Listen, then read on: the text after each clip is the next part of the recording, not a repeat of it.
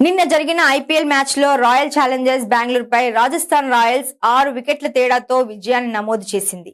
రాజస్థాన్ గెలవడంలో వైభవ్ సూర్యవంశీ కీలక పాత్ర పోషించాడు. 202 పరుగుల లక్ష్యాన్ని ఛేదించే క్రమంలో వైభవ్ 26 బంతుల్లో మెరుపు వేగంతో 78 పరుగులు చేశాడు.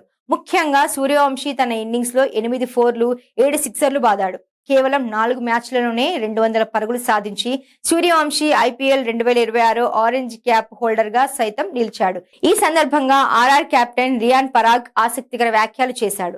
వైభవ్ కు ప్రేమికులు ఎక్కువ అని, జట్టులోని అందరూ ఈ కుర్రాడిని ఇష్టపడతారని వెల్లడించాడు. మ్యాచ్ అనంతరం జరిగిన సమావేశంలో ఆర్ఆర్ కెప్టెన్ రియాన్ పరాగ్ మాట్లాడుతూ, చాలా వైభవ్ సూర్యవంశీ సరదాగా ఉంటాడు, జట్టులో ఈ కుర్రాడిని అందరూ ఇష్టపడతారు, సూర్యవంశీకి తినడం, బయటకు వెళ్లడం అంటే చాలా ఇష్టం, అందుకే మేము ముందుగా ఈ ఏర్పాట్లు చేస్తాం.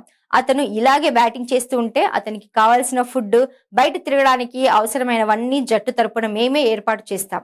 అతను హ్యాపీగా ఉంటే చాలు, అతనికి బ్యాటింగ్ అంటే చాలా ఇష్టం, అందుకే మేము ఈ అవకాశాన్ని కల్పించేలా చూసుకుంటాం. ఇక గత సీజన్ లో మేము బాగా రాణించలేకపోయాం, కానీ ఈరోజు చాలా పకడ్బందీగా ఆడాము.